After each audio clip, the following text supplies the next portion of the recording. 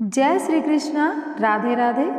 प्रिय भक्तों, कार्तिक मास चल रहा है और हमारे चैनल पर आपको रोजाना कार्तिक मास के महात्म्य के अध्याय सुनाए जाते हैं।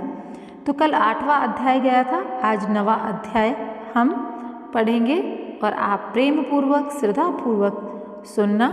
कार्तिक मास के महात्म्य को सुनना बहुत ही श्रेष्ठतम होता है। आपको बहुत ही ज़्यादा उत्तम फलों की प्राप्ति होती है, आपका जीवन सार्थक होता है, आपके घर में सुख संपत्ति और माता लक्ष्मी के साथ में भगवान श्री हरि स्वयं निवास करते हैं। तो चलिए यह 9वां अध्याय जो है इसको मैं पढ़ना शुरू करती हूँ।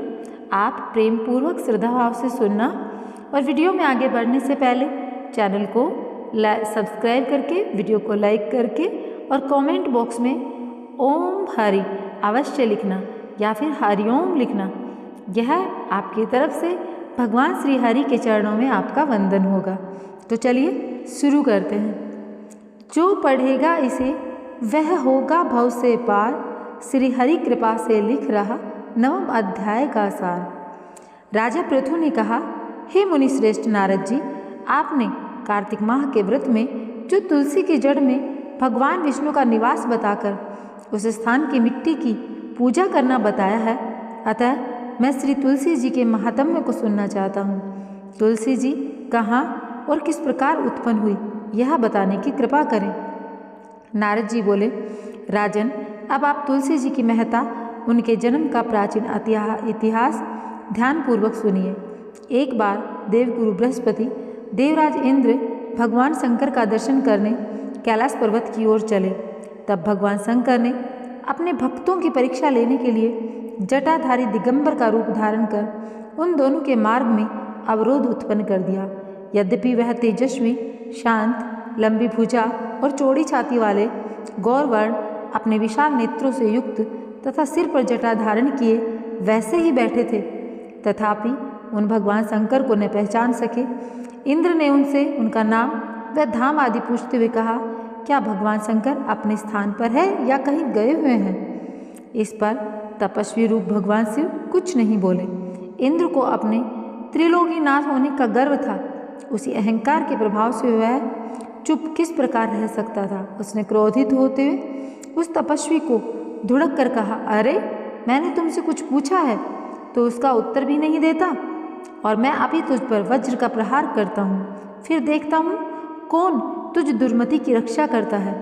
इस प्रकार कहकर जैसे ही इंद्र ने उस जटाधारी दिगंबर को मारने के लिए हाथ में वज्र लिया, वैसे ही भगवान शिव ने वज्र सहित इंद्र का हाथ स्तंभित कर दिया और विकलांग नेत्र से उसे देखा। उस समय ऐसा प्रतीत हो रहा था कि वह दिगंबर प्रज्वलित हो उठा है, वह अपने तेज से उसको जला देगा। भुजाएं स्तंभित होने के कारण इंद्र दुखी होने के साथ साथ अत्यंत कुपित भी हो गया, परंतु उस जटाधारी दिगंबर को प्रज्वलित देख बृहस्पति जी ने उन्हें भगवान शंकर जानकर प्रणाम किया और दंडवत होकर उनकी स्तुति करने लगे। बृहस्पति भगवान शंकर से कहने लगे, हे दीनानाथ, हे महादेव, आप अपने क्रोध को शांत कर लीजिए और इंद्र के अपराध को क्षमा कीजिए। बृहस्पति के यह वचन सुनकर भगवान शंकर ने गंभीर वाणी में कहा, मैं अपने नेत्रों से निकाले हुए क्रोध को किस प्रकार रोकूं? तब बृहस्पति ने कहा, भगवान, आप अपना भक्तवत्सल नाम सार्थक करते हुए अपने भक्तों पर दया कीजिए। आप अपने इस तेज को अन्यत्र स्थापित कीजिए और इंद्र का उद्धार कर दीजिए। तब भगवान शंकर गुरु बृहस्पति से बोले, मैं तुम्हारी स्तुति से अत्यंत प्रसन्न हूँ। तुमने इंद्र को जीवन दान दिलवाया है। मुझे विश्वास है कि मेरे नेत्रों की अग्नि अब इंद्र को पीड़ित नहीं करेगी। बृहस्पति से इस प्रकार कहकर भगवान शिव ने अपने मस्तक से निकाले हुए अग्निमय तेज को अपने हाथों में ले लिया और फिर उसे क्षीर सागर में डाल दिया। तत्पश्चात भगवान शंकर अंतर्ध्यान हो गए। इस प्रकार जिसको जो जानने की कामना थी उसे जानकर इंद्र तथा बृहस्पति अपने अपने स्थान को चले गए। तो यहाँ पर प्रिय भक्तों, यह 9वां जो अध्याय है यह संपूर्ण होता है। लेकिन आज के इस वीडियो में मैं आप लोगों को तुलसी मैया की एक ऐसी प्राचीन कथा सुनाने वाली हूँ, जिसको सुनकर के आप धन्य धन्य हो जाएंगे, बाग बाग हो जाएंगे। माता लक्ष्मी से जुड़ी हुई और माता तुलसी से जुड़ी हुई यह कथा आप जब सुनेंगे तब आपका रोम रोम प्रफुल्लित हो उठेगा। तो पूर्ण श्रद्धा भाव के साथ में, प्रेम भाव के साथ में सुनिएगा। श्रीमद् देवी भागवत पुराण में इनके अवतरण की दिव्य लीला कथा भी बताई गई है। माता तुलसी के अवतरण की।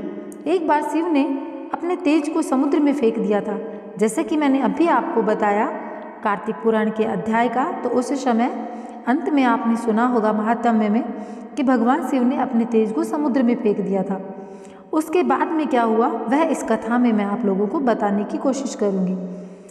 तो जब उन्होंने अपने तेज को समुद्र में फेंक दिया था, उससे एक महातेजस्वी बालक ने जन्म लिया।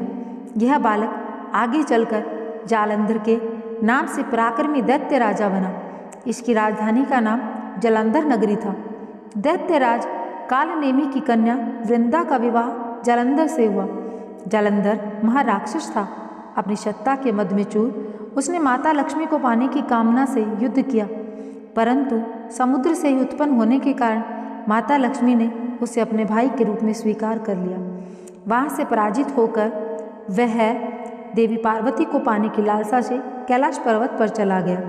भगवान देवादिदेव शिव का ही रूप धरकर माता पार्वती के समीप गया, परंतु माँ ने अपने योग बल से उसे तुरंत पहचान लिया तथा वहाँ से अंतर्ध्यान हो गई। देवी पार्वती ने क्रुद्ध होकर सारा वृतांत भगवान विष्णु को सुनाया। जालंधर की पत्नी वृंदा अत्यंत पतिव्रता स्त्री थी। उसी के पतिव्रत धर्म की शक्ति से जालंधर न तो मारा जाता था न ही पराजित होता था। इसलिए जालंधर का नाश करने के लिए वृंदा के पतिव्रत धर्म को भंग करना अति आवश्यक था। इसी कारण भगवान विष्णु ऋषि का वेश धारण कर वन में जा पहुँचे, जहाँ वृंदा अकेली भ्रमण कर रही थी। भगवान के साथ 2 मायावी राक्षस भी थे, जिन्हें देखकर वृंदा भयभीत हो गई। ऋषि ने वृंदा के सामने पल भर में दोनों को भस्म कर दिया। उनकी शक्ति देखकर वृंदा ने कैलाश पर्वत पर महादेव के साथ युद्ध कर रहे अपने पति जालंधर के बारे में पूछा। ऋषि ने अपने मायाजाल से 2 वानर प्रकट किए। एक वानर के हाथ में जालंधर का सिर था तथा दूसरे हाथ में धड़। अपने पति की यह दशा देखकर वृंदा मूर्छित होकर गिर पड़ी। होश में आने पर उन्होंने ऋषि रूपी भगवान से विनती की कि वह उसके पति को जीवित करें। भगवान ने अपनी माया से पुनः जालंधर का सिर धड़ से जोड़ दिया, परंतु स्वयं भी वह उसी शरीर में प्रवेश कर गए। वृंदा को इस छल का जरा भी आभास न हुआ। जालंधर बने भगवान के साथ वृंदा पतिव्रता का व्यवहार करने लगी, जिससे उसका सतीत्व भंग हो गया। ऐसा होते ही वृंदा का पति जालंधर युद्ध में मारा गया। और इस सारी लीला का जब वृंदा को पता चला तो उसने क्रुद्ध होकर भगवान विष्णु को शीला होने का श्राप दे दिया तथा स्वयं सती हो गई। जहाँ वृंदा भस्म हुई वहाँ तुलसा मैया का पौधा उगा। भगवान विष्णु ने वृंदा से कहा, हे वृंदा, तुम अपने सतीत्व के कारण मुझे लक्ष्मी से भी अधिक प्रिय हो गई हो। अब तुम तुलसी के रूप में सदा मेरे साथ रहोगी। जो भी मेरे शालिग्राम रूप के साथ तुलसी का विवाह करेगा उसे इस लोक और परलोक में विपुल यश प्राप्त होगा। जिस घर में तुलसी मैया होती है वहाँ यम के दूत भी असमय नहीं जा सकते। गंगा व नर्मदा के जल में स्नान तथा तुलसी का पूजन बराबर माना जाता है। चाहे मनुष्य कितना भी पापी क्यों न हो, मृत्यु के समय जिसके प्राण मंजरी रहित तुलसी और गंगा जल मुख में रखकर निकलते हैं, वह पापों से मुक्त होकर सीधा वैकुंठ धाम को प्राप्त होता है। जो मनुष्य तुलसी व आंवलों की छाया में अपने पितरों का श्राद्ध करता है, उसके पितृ मोक्ष को प्राप्त हो जाते हैं। उसी दैत्य जालंधर की यह भूमि जालंधर नाम से विख्यात है। सती वृंदा का मंदिर मोहल्ला कोट के किशनगंज में स्थित है। कहते हैं इस स्थान पर एक प्राचीन गुफा थी जो सीधी हरिद्वार तक जाती थी। सच्चे मन से 40 दिन तक सती वृंदा देवी के मंदिर में पूजा करने से हर एक मनोकामना पूर्ण होने का विधान भी है। तो प्रिय भक्तों, यहाँ पर तुलसी मैया की मैंने आपको वह कहानी सुनाई कि जिसके कारण यह भगवान श्री हरि को अति प्रिय है। भगवान श्री हरि ने स्वयं कहा है कि तुलसी मैया उन्हें माता लक्ष्मी से भी ज़्यादा प्रिय है। और इसके पीछे की सारी कहानी आपने जान ली है, साथ में आपने तुलसी मैया का महत्व भी जाना है। मैं आप लोगों से कहना चाहूँगी, कार्तिक मास का पावन महीना चल रहा है। इस महीने में तुलसी मैया की पूजा करने का बहुत ही ज़्यादा फल मिलता है। मैं तो आप लोगों से यह कहूँगी कि आप सदैव दोनों समय प्रातःकाल एवं सायकाल घी का दीपक तुलसी मैया में अवश्य जलाएं। जिस घर में घी का दीपक तुलसी मैया में दोनों समय जलता है, उस घर में कभी भी धन संपदा की, सुख वैभव की कमी नहीं होती।